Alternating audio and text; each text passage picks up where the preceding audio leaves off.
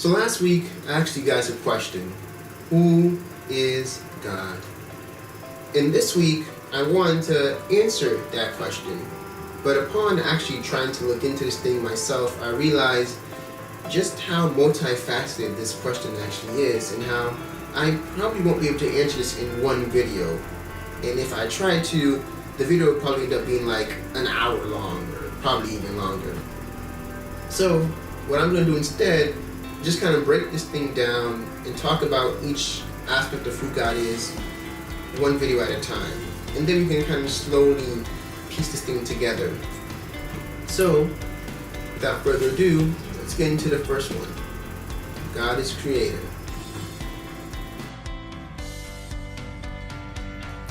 So we can probably all quote this verse by heart. Genesis 1 verse 1. In the beginning, God created the heavens and the earth. Right? The Bible starts off with this declaration that God is creator. And even if you go down to Revelation, the very last book of the Bible, again, this idea that God is the one who created everything, the heaven and the earth, the sea and all that's in them. He's the one that was behind creation. So the Bible starts off with God as creator, and it ends off with God is creator, and everything in between permeates with this message of God as creator. Now, as one would expect, there are differing viewpoints on this very notion.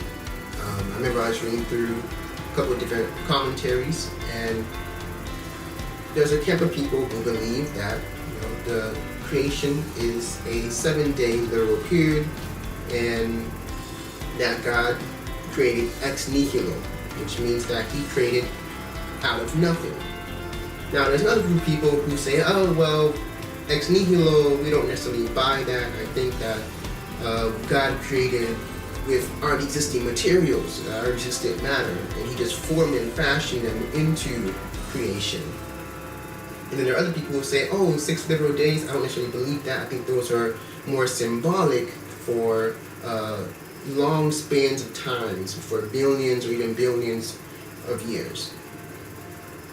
And then, of course, there are people who believe in what is called theistic evolution, which say that, well, God initiated the evolutionary process, which He used to create, right? And then lastly, there are the just plain old evolutionists who believe that God's not involved at all.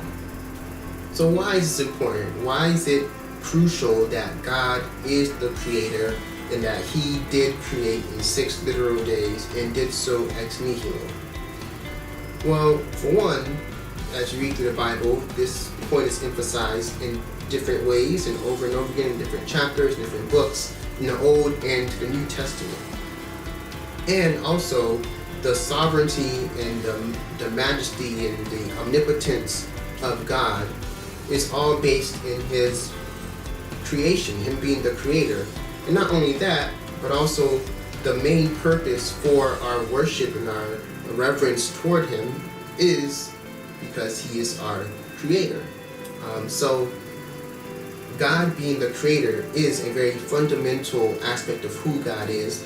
It is very important for one who believes in God to accept Him as creator.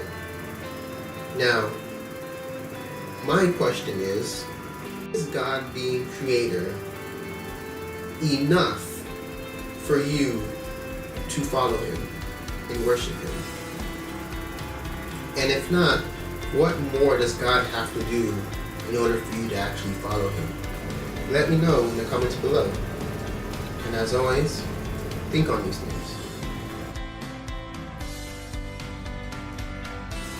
Hey guys, hope you liked that video. If you did, make sure you hit the like button. If you didn't, go ahead and hit the dislike button. I expect your honesty. But make sure you leave a comment below to let me know how I can improve and make better videos in the future. Also, while you're in the clicking mood, go ahead and click the subscribe button. And also make sure you hit the share button as well, so I can get other people involved in this little conversation that we're having. So I'll see you either in the comment section below or in the next video.